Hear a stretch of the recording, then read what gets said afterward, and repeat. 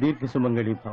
అమ్మా, కులసతి అని పేరు తెచ్చుకొని ఇటు నా గౌరవం అటు నీ భర్త గౌరవం నిలపాలమ్మా. బావా, మంచి సకరం గోమాత వచ్చి ఇంటి ముందు నుంచుంది. త్వరగా అమ్మాయిని తీసుకురండి. రండి బాబు. కర్మ, శుభం అంటూ బిడ్డని కాపురానికి పంపుతుంటే ఎదురొస్తావటే గొడ్డు మొద్దానా. నువ్వు రోజు చేసే శివపూజ కదమ్మా, ఇవాళ ఒక్కరోజు ఒక్క క్షణం ఆలస్యం అయితే ఆ దేవుడు మాయమవుతాడో చెప్పు. పదండి పదండి, ఇంకా మంచి శకునం చూసి పంపిస్తాను. తల్లి గౌరీ, ఎందుకలా బాధపడతావు? వాణ్ణి నేనే అనలేదు, తప్పేం మాట్లాడలేదు గౌరీ. మనకి బిడ్డ లేకపోవడం మన దురదృష్టం. అయినా నువ్వు నిత్యం పూజించే ఆ పరమేశ్వరుడు అనుగ్రహించాలి కానీ మనకి బిడ్డలకి కొదవా గౌరీ. అప్పుడు వాళ్ళ నోళ్లు మూసుకుపోతాయి.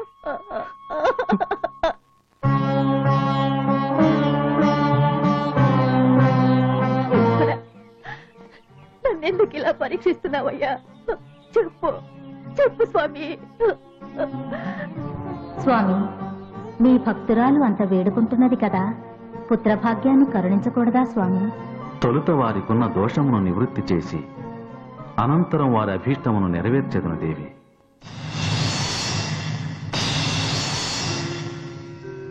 ఓం నమ శివాయ. మేము కాశీకి కాలినడకన వెళ్లి వస్తున్నాం. చీకటి పడినందువల్ల ఈ రాత్రికి మీ ఇంట్లో ఉండి విశ్రాంతి తీసుకుని ఉదయాన్నే తిరిగి వెళ్ళిపోతాం. ఉండవచ్చా? నిస్సందేహంగా.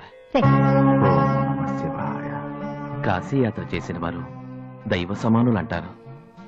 ఈ సందర్భంలో మీరు మా ఇంటికి రావడం మా అదృష్టం. దయచేసి మా ఆతిథ్యాన్ని స్వీకరించండి. ఎక్కడా పిల్లలు కనపడడం లేదే? ఆ పరమేశ్వరుడు మాకు ఆ భాగ్యాన్ని కరుణించలేదు. ఆ పరమేశ్వరుని కరుణ అందరి పట్ల ఉంటుంది. కాని తెలుసో తెలియకో చేసిన తప్పుకి మీకు పిల్లలు లేరు. ఋతు సమయంలో నువ్వు ఉపయోగించిన నీ బహిష్టు వస్త్రాన్ని నువ్వు నిర్లక్ష్యంతో విసిరివేశావు. అది ఒక పాము పుట్ట మీద పడింది. పుట్టలో గుడ్డు చీల్చుకుని బయటకు వస్తున్న పాము పిల్లలు ఆ రక్తం పడగానే చనిపోయాయి. వాటి తల్లి యొక్క శాపం వల్ల మీకు పిల్లలు కలగలేదు. దీనికి పరిహారం అంటూ ఏమీ లేదా? ఉంది. ఇక్కడికి చేరువలో సుబ్రహ్మణ్యేశ్వరుని పుణ్యక్షేత్రం ఉంది.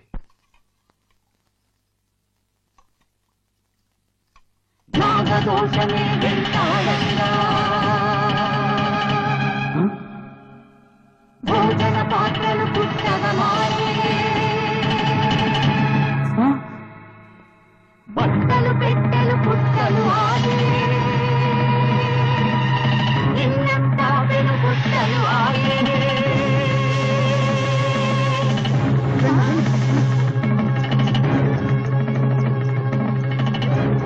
బాబు గారు ఆగండి బాబు గారు. బాబు గారు, ఏం రాకవయ్యా, ఏమైంది? మా ఆవు పొదుగొట్టుకుని ఓ పాము పాలు తాగుతుంటే ఆ పాము నేను చంపాను. తర్వాత ఇంటికెళ్తే ఎక్కడ చూసినా పాము పుట్లే బాబు గారు. అయ్యో మయంగా ఉంది బాబు గారు. ఎక్కడ చూసినా ఒకటే పాములు. ఇంట్లో ఉండటానికి భయంగా ఉంది తాతయ్య.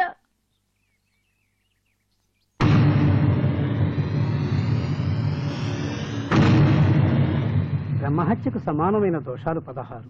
ఆ 16 దోషాల్లో అతి ముఖ్యమైనది సర్పదోషం. అందుకని ముందు శాస్త్రోక్తంగా ఈ పాముకి కర్మకాండ చేయక తప్పదు.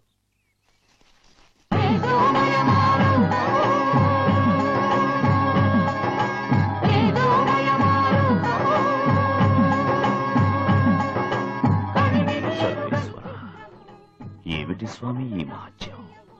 సాక్షాత్ ఆ నాగేంద్రుడే ఈ పొలంలో ప్రత్యక్షమయ్యాడు. ఇది సామాన్యమైన సర్పం కాదు బాబు, దేవతా సర్పమై ఉండాలి. కర్మకాండ పూర్తయిన తర్వాత ఈ నాగ విగ్రహాన్ని ఇక్కడే ప్రతిష్ఠించి పూజించుకుందాం. నువ్వు నా సొంతం, నీ రూపం నా సొంతం, నీ యవ్వనం నా సొంతం. నాగరాజు కుమార్తెనే బలాత్కరించాలని చూస్తున్నావా నీచుడా? నీవేనాడైతే తప్పు చేశావో ఆనాడే నిన్ను ఈ లోకం నుంచి వెళ్ళగొట్టుండేవాణ్ణి. నీ తల్లిదండ్రుల మొహం చూసి పోన్లే కదా అని కనికరించి నేను ఇన్నాళ్ళు ఊరుకున్నాను. దైవభక్తి, రాజభక్తి, గురుభక్తి ఇవి లేని వారికి ఎవరికైనా ఈ నాగలోకంలో స్థానం లేదు. నీలో ఉన్న నాగశక్తి నశించుగాక. నిన్ను ఈ క్షణం నుంచి శాశ్వతంగా ఈ నాగలోకం నుంచి బహిష్కరిస్తున్నాను. బహిష్కరిస్తున్నారా? శక్తిహీనుణ్ణి చేస్తారా? సంతోషం, సంతోషం, సంతోషం. నేనేమైనా పర్వాలేదు. ఆ నాగవీరుడు భూలోకంలో ఏ స్థితిలో ఉన్నాడో తెలుసా? అయ్యో, ఉన్నట్టుండి పుట్టెలిసిందేంటి? ఇల్లి అయ్యగారి చెప్పేయాలి. విగ్రహం ఉన్న చోట పుట్టెలిసింది అయ్యగారు. శాస్త్రి గారు, ఇదే ప్రత్యక్ష నిదర్శనం. ఆ నాగేంద్రుడే తరతరాలుగా తనని ఆరాధించుకోమని ఇక్కడ వెలిశాడు. ఈ దైవమే మన ఊరికి రక్ష. అమ్మా, నన్ను అత్తవారింటికి పంపించండి. ఏదమ్మా నీ అత్తవారిల్లు? ఒక సామాన్యమైన పావని తెలిసి తమ సొంత బిడ్డలా భావించి నాగవీరునికి ఎవరైతే కర్మ చేసి గుడి కట్టి పూజలు చేస్తున్నారో వాళ్లే నా వాళ్ళు. నాగవీరుని సమాధి నా మెట్టినిల్లు, అదే నా అంతఃపురం. భక్తుల కోరికలు నెరవేరుస్తూ అక్కడే ఉండాలని నిర్ణయించుకున్నాను. అమ్మా, తల్లిదండ్రుల మాటలను బిడ్డలు వినాలి. బిడ్డల కోరికలను తల్లిదండ్రులు నెరవేర్చాలి. నన్ను ఆశీర్వదించి పంపించండి.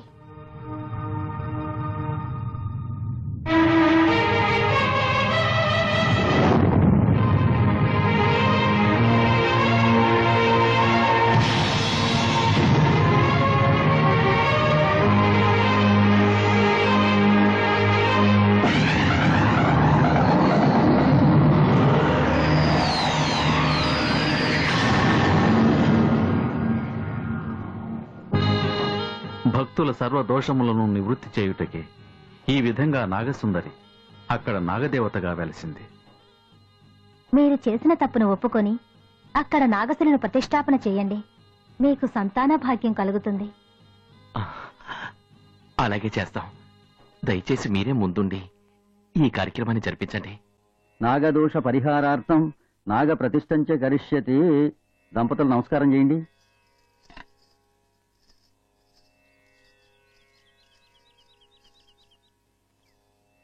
శీఘ్రమేవ సంతాన సంతాన ప్రాప్తిరస్తు. ప్రాప్తిరస్తు.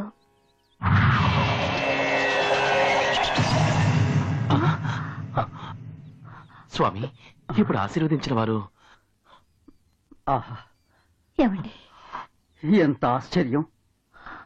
వారిద్దరూ సాక్షాత్తు పార్వతీ పరమేశ్వరులే అయ్యుండాలి.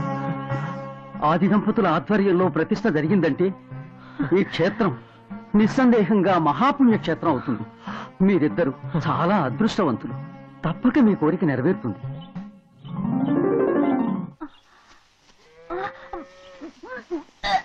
గౌరీ, గౌరీ, ఏమైంది గౌరీ? ఓ,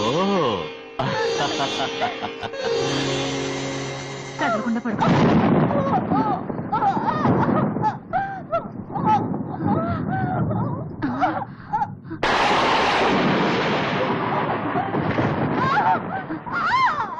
ఓర్చుకో తల్లి. అట్ట కంగారు పడుతున్నా బేటే. ఉన్నట్టుండి కడుపులో బిడ్డ అడ్డం తిరిగిందవ్వా. కట్టుకోవడం కష్టం. ఆలస్యమైతే తల్లి బిడ్డలిద్దరికీ ప్రమాదమే. ఇంట్లో మొగుళ్ళుడు, ఊళ్ళో వైద్యుడు. అందుకే రామాపురం తీసుకెళ్దాం అవ్వా. అట్టనే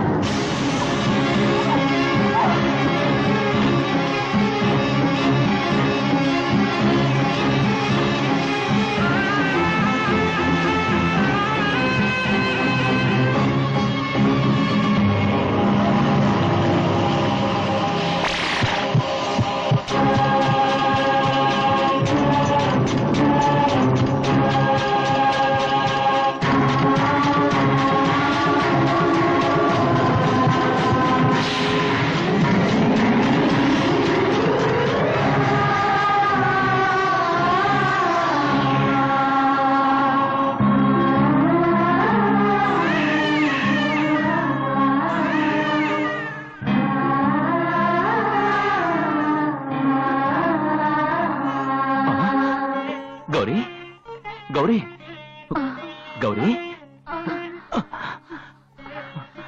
గౌరమ్మ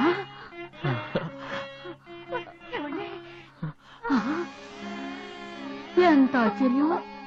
కడుపులో బిడ్డ అడ్డం తిరిగిపోతేను 2 ప్రాణాలకి ప్రమాదం అనుకున్నాను బాబు. కానీ ఇప్పుడు చూస్తుంటే అంతా నాగమ్మదయ్యా. అమ్మా, నా భార్య బిడ్డల్ని ప్రాణాలతో కాపాడావమ్మా. ఈ జన్మంతా నీకు రుణపడి ఉంటాను. నీ అనుగ్రహంతో పుట్టిన ఈ బిడ్డకి నాగలక్ష్మి అని పేరు పెడతానమ్మా.